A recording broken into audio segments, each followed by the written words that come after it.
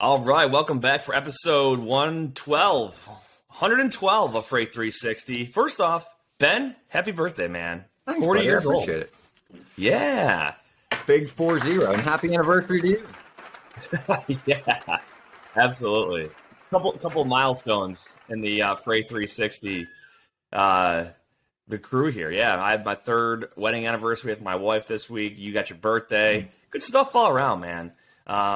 Well, hey, welcome back. Today's episode is going to be all about communication, and this is super, super important. And whether you're a cradle to grave broker, if you are just a account manager, or if you're a dispatcher, this stuff is super important on all facets of this freight broker industry. And we're going to talk about some real world examples and one that I'm dealing with right now at my company. But first, welcome back. Make sure to leave us that review. We're already ranking really good in the podcast charts, and obviously you can watch us on YouTube. So hit the subscribe button on the YouTube channel to let you know when the episodes are dropping on Fridays. Share us with all your friends in the industry, someone who might get some benefit from this. We've got a ton of questions that have rolled in. We're going to answer a couple of them at the end of today's episode. But things are going in a really awesome direction. I'm super excited for what's coming up. But Ben, what's new on your end? Speaking of which, we're gonna be lining up the next webinar for DAT, and I know the last one was really well received. So anyone out there that missed that or is looking forward to the next one, we should be announcing that, I would think, in the next couple weeks. Yeah, had a lot of fun doing the last one. I know there was a little bit of issues with the recording come to the end of it, but I mean, it was enjoyable. I think it went really well, and I think it was our best one to date. I know we've done more than a few now, so yeah, oh yeah, it was a blast. So. Well, good stuff. On sports note here, World Series is going on. It's Atlanta Braves and the Houston Astros. They're currently tied 1-1 in the series. A lot of Braves fans out there in the U.S. I know that because obviously they were a hot team back in the early and mid '90s. I used to always be able to watch them on TBS. So, I remember that. Yeah, the Red Sox got beat out last week, and so did LA. So that's who you got in the World Series. The Bills playing Miami this weekend, coming off of a bye week, sitting at 4-2. That Titans loss is kind of affecting me more and more now because Tennessee turned around and then just beat up on Kansas City last weekend. Yeah. So, wow. Yeah. But good stuff. We'll see. I think the Bills are Anecdotally, I still listen to a lot of Pittsburgh radio. I was driving to the airport this morning, and they are still talking like story-wise, like they think the Bills are Super Bowl favorites, or like that's the general sense. Yeah. And it could be that, it was also coming from a Pittsburgh station, and that was one of the only big wins this year. So, I mean, being able to tout they're like, hey, we beat the Bills. Exactly. So maybe a little column A, a little column B, but I mean, you guys look fantastic. I think the rest of the year is going to be good.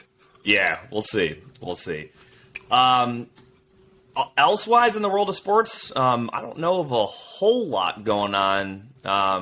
You got anything else going around? Really. I mean, the Steelers are playing the Browns this weekend, and they got beat last year pretty handily in the playoffs. So I know that, it's a pretty big game for Pittsburgh. Not that it's going to change the outcome much of the season. Here's another NFL thing. So Monday Night Football, I don't know if you've ever seen this, but you can watch it on ESPN normally, or I think it's on ESPN too. They have Peyton and Eli Manning both doing like a commentary over the broadcast, and they bring in guests and they talk throughout the game. So it's not like play-by-play. Mm-hmm. It's more of just kind of having banter back and forth.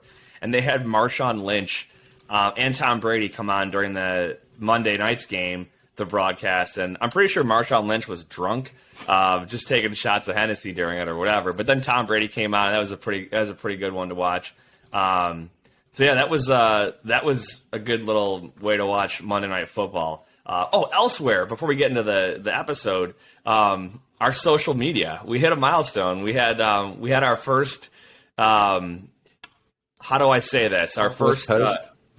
What'd you call it? Topless post. I was going to call it scandalous or risque, but yeah, scandalous or risque probably. We had a picture of a topless girl on our Facebook page, and quickly it got one like from a random dude before it quickly got pulled down. But we've had to do some monitoring and mediation in that Facebook group. It's gotten big. We're over 15,000 people in there now, and come join the conversation. It's good. There's a lot of brokers connecting with carriers and dispatchers and stuff like that, and people sharing capacity and where they're located, and that's awesome. That is a great way to leverage your relationships with carriers and build that up outside of just posting and praying on the load board. So.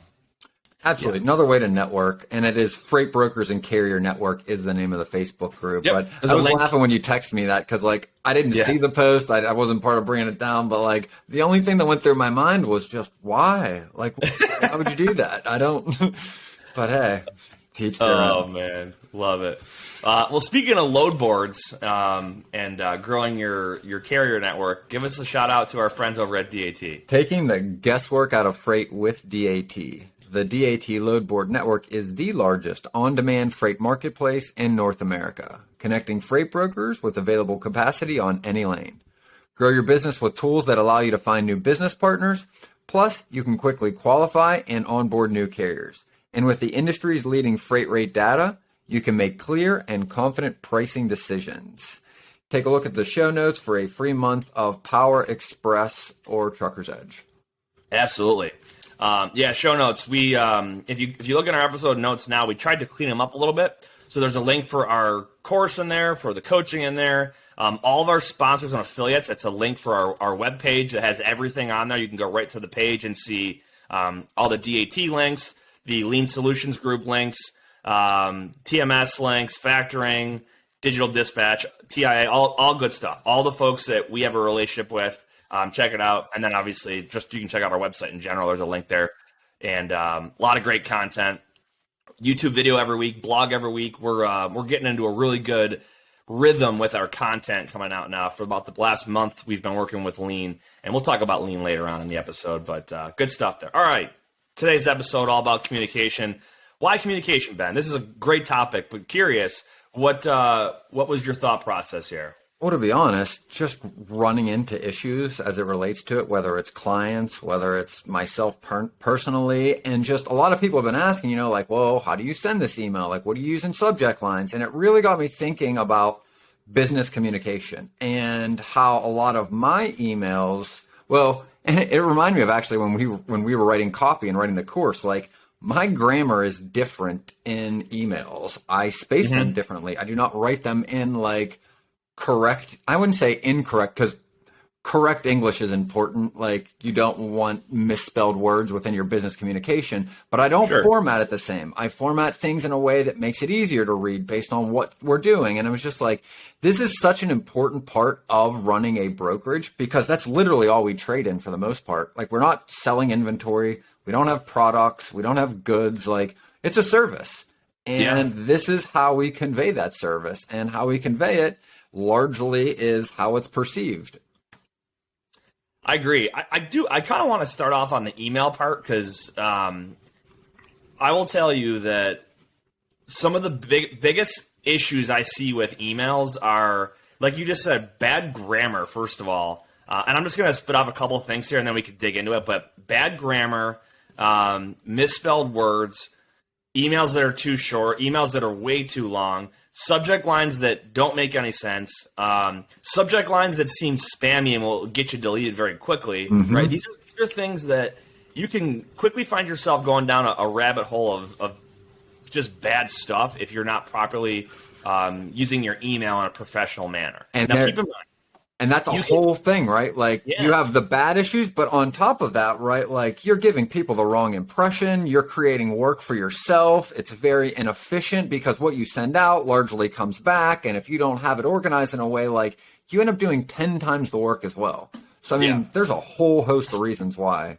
So on the email topic, email has become more and more prominent as a method of communication for us in the freight broker world, right? There's less people picking up the phone and making a phone call because you can quickly send an update, tender a load, et cetera, via email. Plus, with email, you've got a paper trail, right?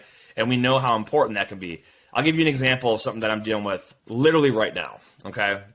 I have an agent that we found out his load gets delivered, truck sends paperwork in, we schedule the payment for the carrier, net 30, and then customer gets invoiced, but the customer comes back and says, we're not paying this invoice. It got delivered to the wrong location, right? And it's like, then we start to peel back the layers and do like our little investigative work.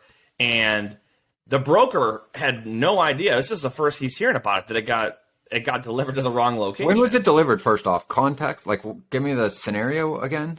Oh, this was delivered like in the last couple days. Okay. So fairly recent. It was delivered on time, but come to find out, it was delivered to the wrong address down the street. Okay. And we're still trying to figure out, like, was this a different location for the receiver or what? It was like a half a mile down the road. And now because of email, we can pull up and see, where was what did the load tender say?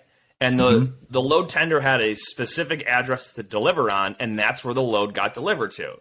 Now the customer, the shipper, is saying, "Oh, well, we changed it," and the agent's like, "Well, I don't have any record of that. What are we talking about here?" And they're going back and forth trying to figure out what actually happened here. We don't know. Is the customer trying to scam us because they made a mistake and then they hired another carrier to swing it half a mile down the road to a different building, or whatever the case might be. But the shipper says, "Well, I called and had the location updated and changed," and the broker's like, "Well, no, you didn't." And so now it's this whole back and forth, and we're trying to figure out. The customer's trying to say, "We're not paying you anything." Now, here's the good thing: is the carrier. Well, first of all, we've got an email. We got email records of all this stuff. We got a load tender. And phone records, by the way. You can pull and see if the calls were at least made, at when, where, how, the duration, hopefully even the recording. Yeah. And then on top of that, the carrier used a factoring company, which adds one more layer of protection. So if for some reason, like let's say in a different example, let's say the broker did have a change from their customer and updated the driver or the dispatcher and changed it, but the driver still delivered to the wrong location, and we have payment processing, right? Yep. Having a factoring company in there adds one more layer to freeze that payment to try and get this figured out, right? Whereas if the carrier just took a quick pay and got their money, it's like we're kind of SOL at that point. But this is the whole point, right? Like email versus phone calls. Having enough good communication is one thing, but having it documented is quite another thing in itself right there. So we're going to get to the bottom of it. We always do. We've never lost a load and never been able to figure it out or fix it at some point in time. But this is the big reason for this discussion here is this stuff will happen, right? Load information will change, and you're going to have to think on the fly and react. Absolutely. Right? I'm always I'm a big proponent of, when it comes to dealing with customer issues, it's not about the mistake that happened. It's about how you handle it and how you fix it and your level of resiliency in managing all these little issues. So, so that's kind of one downside, or I guess risk, with just strictly emailing is you might forget to press send, right? And send that update, or it might get stuck in your outbox, or maybe your inbox is so flooded that you're not going to see that email right away, which is when a text message or a phone call might be more appropriate. So, there's a time and a place to use each form of communication, whether it's text, phone, email, or whatever the case might be. But doing it properly is even more important. And I want to jump off on that one right there, because it reminds me of one of the processes I wanted to discuss and where it came from.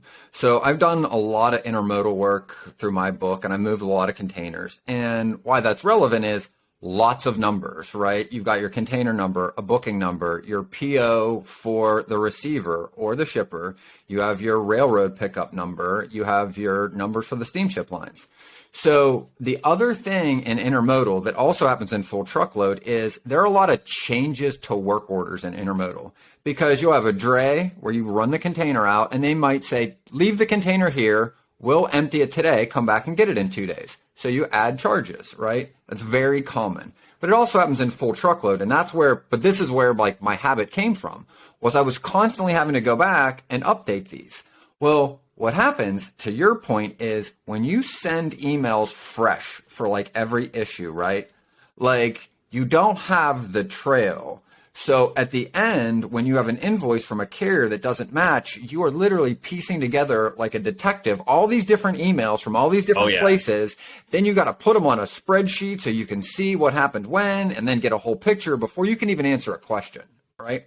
So long and short, some simple tips you can use, and they should be used full truckload container wherever, in my opinion, is use the same thread throughout the life of a shipment. So you have an email that comes from your shipper and says, this is your load tender. Like, any updates should be to that email. They should be replying to that email. You should only be replying to that email.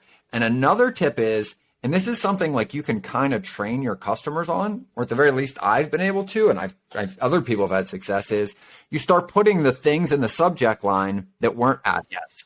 And then you also add people to the same thread. Instead of starting a new email, you put in there, adding copy, why you're adding somebody in copy. So let's say the issue is going from operations, in your case, to like accounting, right? Instead of starting a whole new thread and explaining the whole scenario, you've got the history, it's all in the trail, and you can add in accounting, and you add in their accounting. Now all of a sudden, everybody has visibility from literally cradle to the grave. What started, what changes were there, when they were happening, when they were requested, and all of that can then be saved, put right into your TMS so that your accounting department, who usually isn't in daily contact with your operations department, can see all of this. And it just avoids so many conversations, additional emails, and it's really no more work, right? Yeah.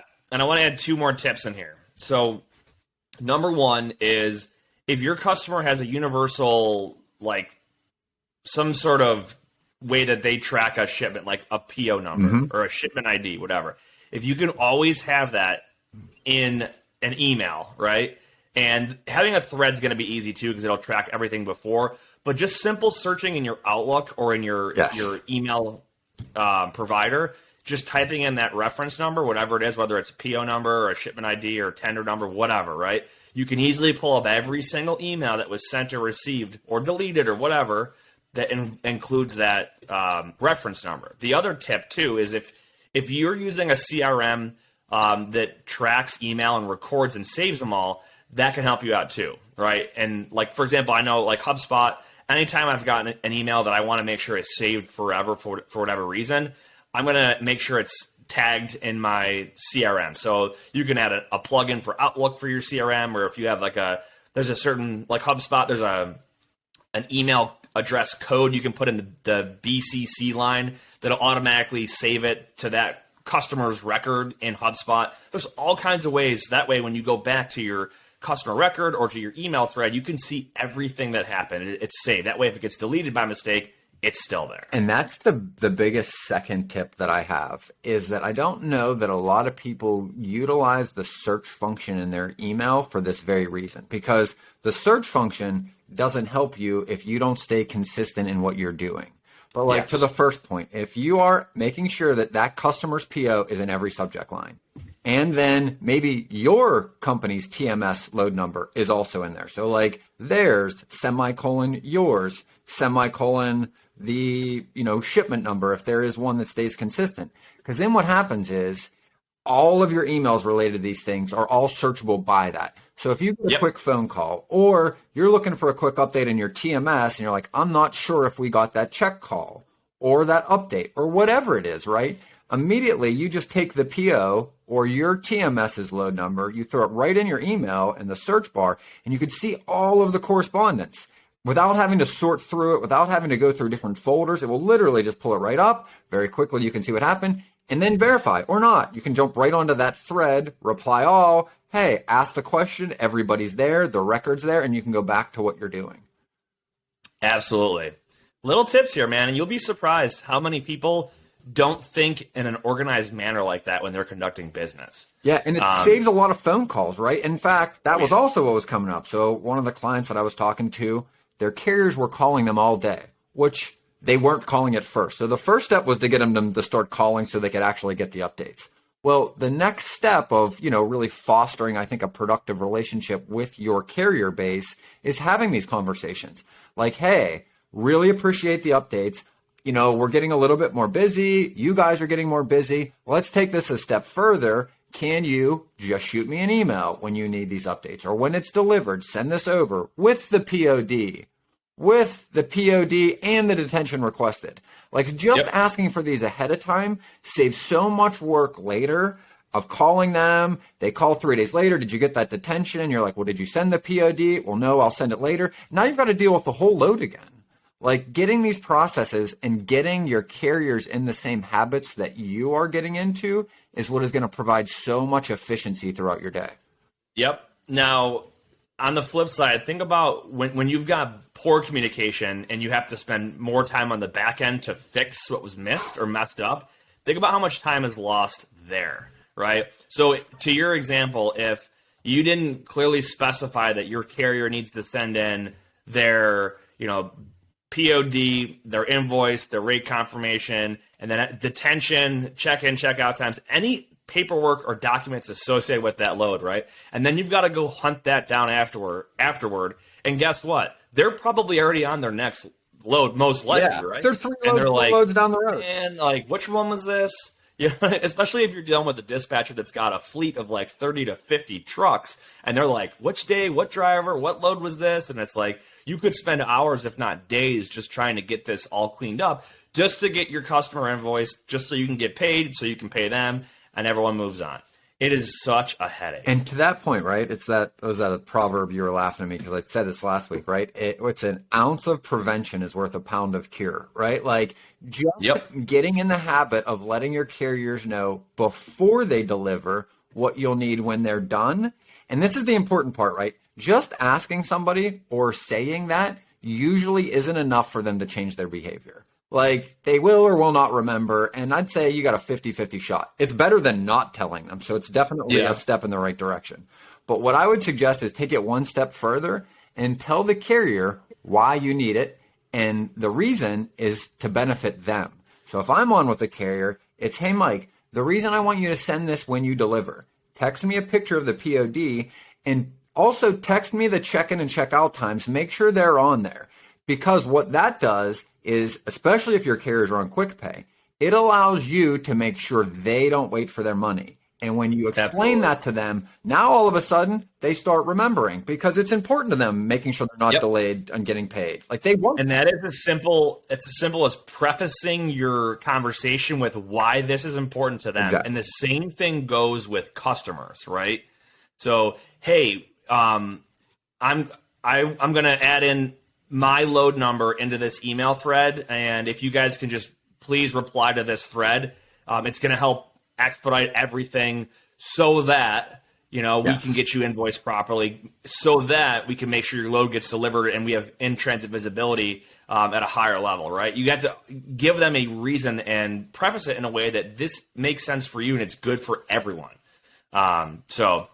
Yeah, good stuff. I do want to hit on, you had some things here you wanted to talk about with emails to prospects, right? Yes. Subject lines, how long should an email be? And I want to dig into this because people often ask, what should I be saying to my customer or to my prospects and prospecting emails? And more so, or not so much what you should say, but I want to talk about some just basic communication things here.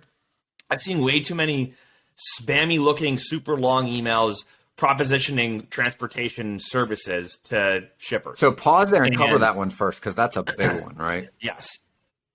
So first of all, I will tell you that if, when I see these emails, take a step back before you send one and read it yourself and say, if I was in that customer's shoes, what would I think if someone sent me this? Because I get spammy emails and spammy LinkedIn messages all the time, and I delete most of them. It's so helpful. That tip alone will save you from so many, I don't want to say bad emails, but emails that are likely not to be read. Like stop, sit there, and think, right? Like if you're trying to reach this person on the phone and they don't have 30 seconds to talk to you, do you think they're going to be able to read 3 single-space paragraphs about why your company feels it's the best fit for him?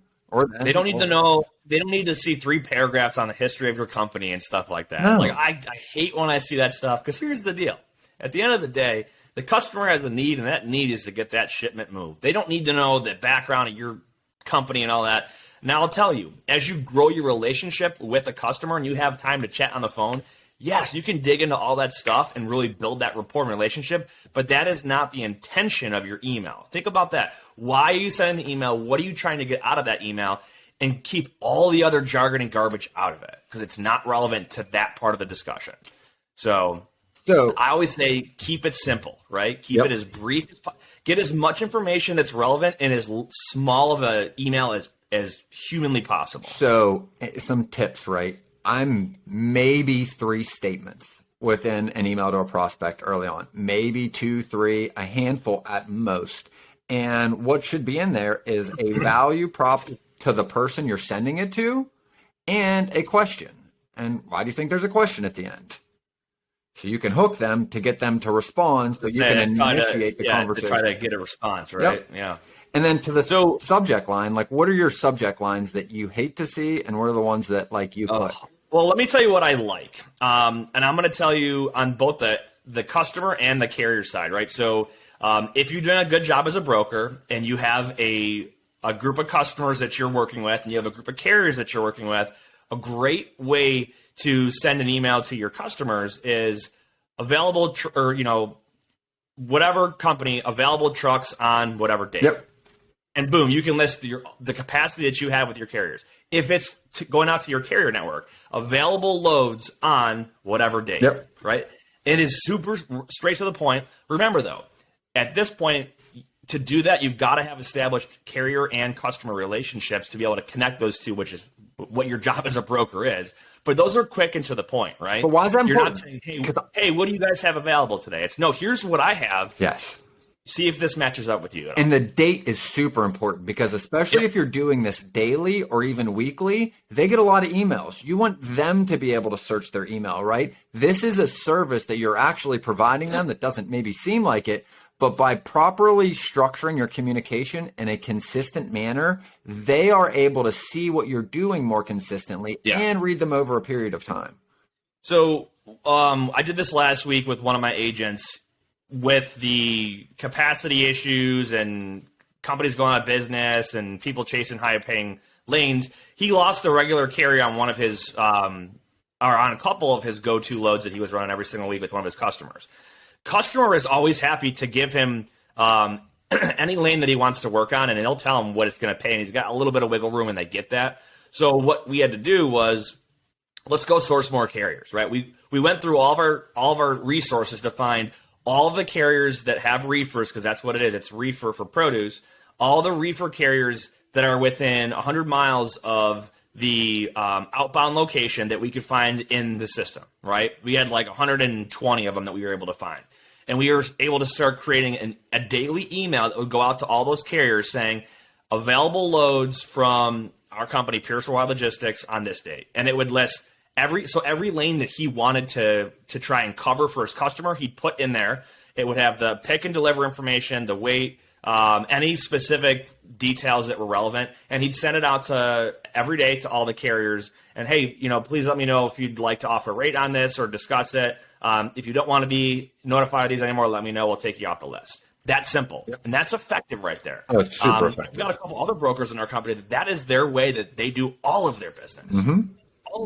It's all. I'm gonna cast a wide net on these shippers that I'm set up with, and I'm going to do my job as a broker and effectively try and source carriers outside of just posting them all on the load board. Right? Create a spreadsheet, keep it updated every day, send it out to your list, and boom. Yep. You're not going to cover 100% that way, but if you've got 50 lanes or 30 lanes on there, and you can cover 10 or 20% of them that way, it's a lot more than posting all that stuff manually and hoping you cover them with a random carrier each day. So, and I think, and then to pivot a little bit back to the prospecting topic, right? So how I would communicate this to a prospective shipper, right? Someone that's not a customer, right? Subject line is honestly going to be very similar to what Nate said for the very same reason. I know their existing brokers, or at least some of them, are likely to be sending those emails. So I format mine in a way that I normally communicate to a customer because there's a higher percentage that they're going to see it, be familiar with the subject line, and at least open it. So my subjects to a prospect are usually trucks delivering at, and it's usually a city where they have a location. And I'm going to look at my existing carrier base and go, hey, I have a handful of these guys that deliver here these days of the week. I don't know if it would be helpful, but they are looking for reloads. Let me know if that would be a good fit, right? My value prop to them, I've got guys looking for backhauls. What do they hear? Fair rate, or they think, oh, that's a little cheaper than market, and they think they're going to be able to find a good fit. And then my hook at the end, hey, would you be willing to discuss this? Or let me know if you have any use for these people, right? Because that's just going to increase your percentage of being able to actually spark that back and forth, which is really what we're trying to get to anyway. Yeah, so 2 points there. You were specific in your email. So whether you're picking a city as one option or the other one a date, right? If you list it's for today or for tomorrow or for a specific city, that tells a shipper when they're first reading your subject line, this is not a templated spammy email. This is specific. I'm going to open this. I want to read this. If you just send, new freight broker or carrier setup or logistics company on board, right? It's generic. They may look at it later, but it probably just is not at the top of their priority list. So being specific in your subject lines will pique someone's interest. Just think about what you see in your email and what you're going to open and what you don't. I was just going to say same thing. Yeah. Like spend some time just think about it. Hey, I still open marketing emails from, stores and online companies, but when there's something specific that piques my interest, I'm more likely to open it. Like, for example, if it's a holiday and the website has like 25% off for the next whatever, right? It gives me a sense of urgency, right? But I know it's specific and it's not just the generic, spammy email blast going on. So, and to be honest, a lot of the stuff when I was first learning sales, where these tips came from, were exactly from there. Somebody was teaching me and he went, look at your inbox, like look at what you open, read the headlines, pay attention to the subject lines, and think about why it grabbed your attention, why you actually clicked it. Think to yourself, did you read through all of it? Did you read through the first statement? Where did you stop and why did you feel like it no longer continued to like basically hold your attention, right? Because somewhere in there, that's the tip. I mean, yes, it's for you, but like you'll start to get a good feel for like why some of these works. I mean, there's tons of books and references we could go on about and point you in the right direction, but this is I think the most effective way on a daily basis to get a little better at this skill set.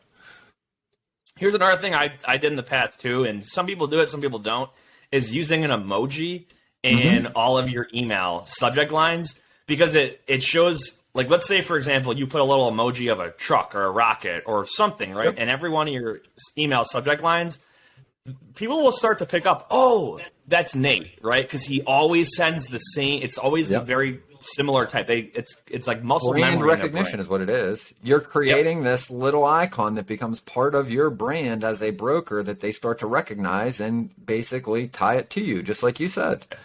Absolutely. Don't. There's also there's a danger if you overdo it. Yeah, I wouldn't. Yeah, and it's the same thing with like even like going to the personal side, right? Like we talk a lot in prospecting about like, yes, you're there to talk about business, but where the rapport and the relationship comes from is talking about everything around it, right? What they did, their interests, getting to know that person on kind of a human level. And there's a line, right? Like you don't want to go over it, especially super early, right? And especially in the written text, right? Some cautionary things. And everybody always asks, well, what do you do? Send an email or talk, right? Here's where I draw the line. If it's a prospect, I am always going to try to call first. I'm going to do that because that's an opportunity for me to build more rapport verbally. You learn so much. That's that 90% of communication that is nonverbal. That's what you're getting in a phone. You'll never get that in the written. You'll never get it in a text. You'll never get it in an email. Plus, an email or a text is always interpreted by the emotion that person had right before they opened it. If something went wrong right before they read your email, probably not going to be in a good mood, and it's probably not going to be in the best light. But if you're on the phone and you hear that, you stop, you realize it's not a good time, and then you come back and reapproach. You don't have that ability in email. So that's where I kind of draw the line as I'm deciding, is this an email situation or a phone call? If it's a prospect, I'm usually going to call and probably send an email after if I can't reach them. Yep. And another I want to add to that is have an expectation with your shippers and also with your carriers on how you want the communication to be, right? If they prefer to have email or text updates, set that expectation up front and roll with it. If they want you to call them as soon as a load gets delivered so they know that their receiver, their customer got the product, and you just send an email and they're like, what? I didn't hear from Nate or Ben. Like, what's going on here? Right. That's a good way to get yourself in in the bad spotlight with your customer and just kind of have a bad Here's vibe, a quick little side note. I mean, I know of brokers, and I'm sure you do too, that have flipped customers because of something which seems simple like this. Like, there was a guy in my office that got a really large customer just because he asked the shipper, like, what specifically he could do that their other brokers weren't doing consistently. And you want to follow up and make sure you're asking that word because they're very different, right? So, and when he did, he found out, they weren't sending the invoices with the invoice numbers. And they were really hard to determine what their questions were because their correspondence didn't have consistent subject lines. So he went to accounting and said, hey, can we make sure that these numbers are included every time we send a question over to the shipper or an invoice? That alone differentiated him from all of the other people and turned it into a real customer. Yep. And just to add on to that, a basic communication tip is repeat back to the person you're talking to what it is that you've understood, right? Okay, so if I understand you properly, this is what you're looking to have happen here, and just repeat it back to them. That's communication 101 right there. That's psychologically, it's also very valuable. It shows them you're listening. It shows you're engaged. It's also a question which requires them to respond, which is another opportunity for you to build more rapport and extend the conversation a little bit longer to get a little bit more juice out of it. All of those things are all beneficial, and it's the simplest thing to remember. Absolutely. Good stuff. I mean, we could dig into this for hours, man. We got some Q&A that I want to get to from our listeners, but first I want to give a shout out to our friends over at Lean Solutions Group. As always, check out the link in the show notes for our sponsor and affiliate page on our website. You can get access to all of Lean's great products. We're a huge fan of them. So whether it's adding bodies to your company for staffing or account reps to manage accounts for you, I personally know a guy right now that is using the nearshore model and has hired on either 2 or 3, I think he's up to now, account reps just to help manage his existing business. It's a great way to extend your reach at what you're good at, which is getting new business. So check them out, whether it's marketing or technology, like they built our website. They're helping with our social media. Lean can do all kinds of stuff for you. So check them out at leangroup.com or check out the link in the show notes. We got 4 questions today. Got one extra one on there that came in yesterday. First one, how do I handle false bad reviews for my company online? So whether it's DAT, Google, whatever. I will tell you, first of all, it is very, very difficult to get a review taken off of a website. It is not impossible, though, if you can prove that it's not real or if it's erroneous or, break some kind of guidelines for that website. But I will tell you that my biggest tip is to respond to all of your reviews online. So I'll tell you, whenever Pierce Worldwide gets a DAT review, people typically are more apt to leave a negative review when they're pissed versus leaving a good review when they're happy. And that's a different conversation. But we respond to every single review, and we take it seriously, and we dig in it to find out what happened to resolve that. And then we ask that carrier or whoever it was to then respond or update their review at the end of it, and that is huge. Exactly. And I see them all the time, right? You can see the responsive businesses exactly from there, right? Like, you'll see an issue, and then you'll see their team respond. And then you'll ask, and then you'll see in the thread, right? So everybody can see it. So you don't really need it to be pulled down. What you need is everyone to be able to see that you care enough to resolve it. And then at the end, you literally ask them, hey, has this been resolved? And they go, yes, thank you. And it literally shows the tone change. And when you see them juxtaposed against the rest that are not answered, it's very easy for you to realize that, hey, this company cares. These people aren't even looking at them. Yep, 100%. That's it. All right, next one. How many cold calls does it take to land a new customer? Ben, I'll let you take this one, but I will say there's not a perfect answer here. It's usually not 1, and it's usually not 100. But talk to us about number of contacts and what you think on this. The average for a new customer is 8 to 12 conversations or touches with a prospect before they come. Now, the reality is if this question is, how many cold calls do you need to make per day to get any customer?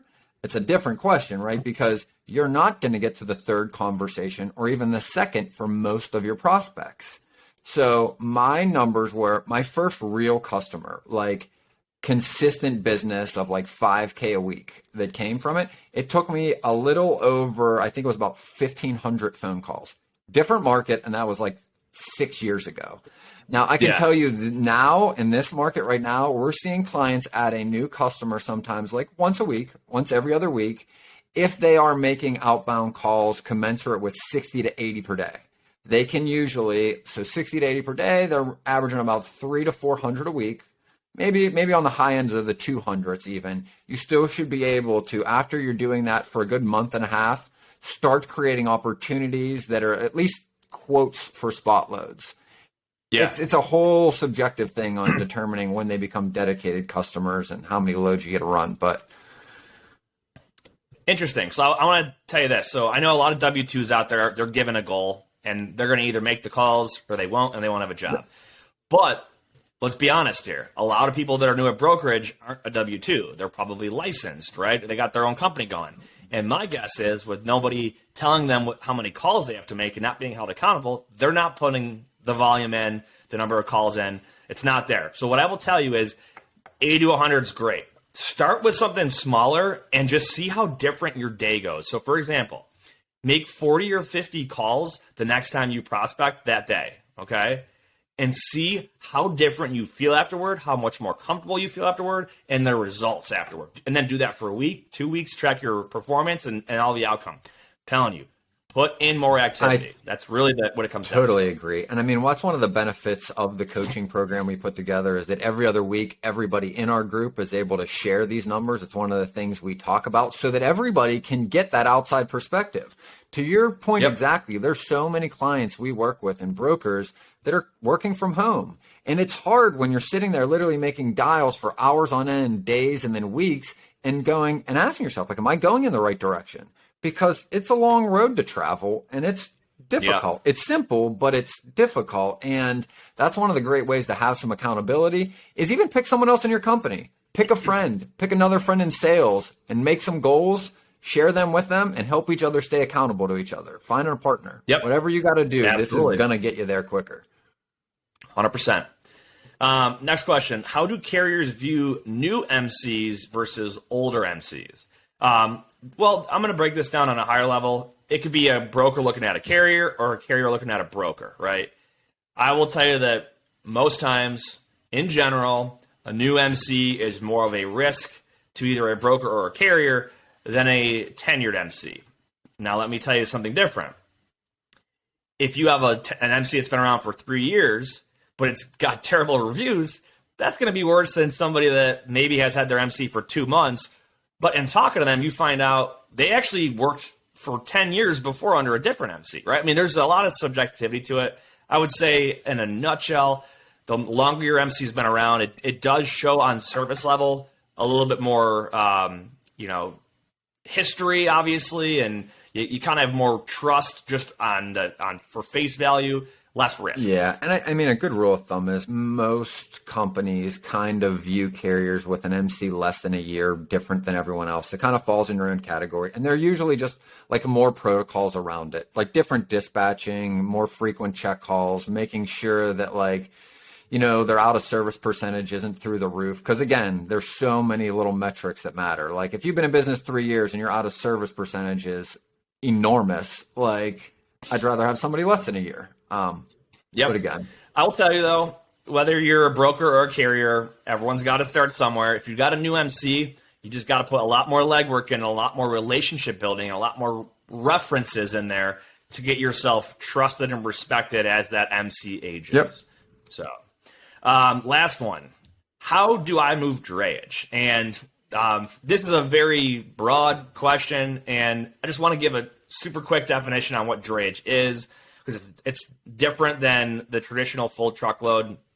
Drayage, by definition, and this is not exact, but it's moving something over a short distance is really what it is, right? Mm-hmm. And we see this a lot if it is from a port inland, right? Short distance. Doesn't Ben, you want to elaborate on Real it, quick, definition-wise? drayage doesn't usually go more than 250 miles. A standard dray move is less than 50 to 100 to Yep. 150, get a little less common. It's around all of the terminals. It's how the containers get off the trains and get to the receivers, or get from a train to a train, or from a port to a receiver. All of the above, Yep. right? Now, Which is exactly what we're seeing in the market right now. And the things I would caution you against is if you accept a drayage load from a port or a terminal, as a carrier, you are responsible for getting it out by the last free day, which is the amount of time you have to actually pull it out. If you don't by that day, you, the carrier, are now responsible for paying that storage. In full truckload, if you don't pick up a load, there really is no risk. That's one of the big differences. And if you're looking for carriers and where to post, drayage.com is a pretty good network. Yes. I will tell you there's very few amount of carriers in there right now. I did get an email from them actually last week that they're seeing some capacity pop up now in some other cities, which hasn't been the case for really a year and a half. So, yep. I was going to say drayage.com is a great directory for it. I also want to put out there that drayage is a niche. Very niche. So if you're not going to go all in and really learn it and be proficient and excel at it, don't try and dabble with it a little bit here and there, because there's a lot of mistakes you can make. Like you said, the last free day, you can rack up a lot of charges. And there's so many terms and verbiage as it relates to just doing that business. From like, I mean, there's a whole other vocabulary that only really sits for drayage, and like flatbed versus vans versus like reefers. It's not that different. Drayage is like completely different than the rest. Oh yeah. Yep. Things to think about with drayage, just a couple little pointers. You've got the use of chassis and leased equipment that the driver doesn't actually own that gets involved there. You've got entry into ports. You've got sometimes using the UIIA to have registered drivers. You have to do You've that got port wait times. They're all required. And in fact, if you don't know how to do that and not all that's readily available, you can book a carrier that literally is not even able to pick up your load. And that happens all of the time. Oh, and that's a disaster. I've seen that a couple times. That's no fun. Good stuff. Good questions. Keep them coming, guys. We appreciate it. We have usually about time to do 3 or so questions each episode. Obviously, last week we just did all Q&A because we had a bunch of questions come in. But keep them coming. I will say, if you're using our website and sending a question in, make it as long as you want, right? Give us as much detail. It's kind of different than what we just talked about in our topic, but like I think the drayage one, someone just said, need help moving drayage. And so we don't really know what the specific question was, but we kind of give a little high-level view there and just talk about it a little bit. But give us specific details, and we'll break it down for you guys.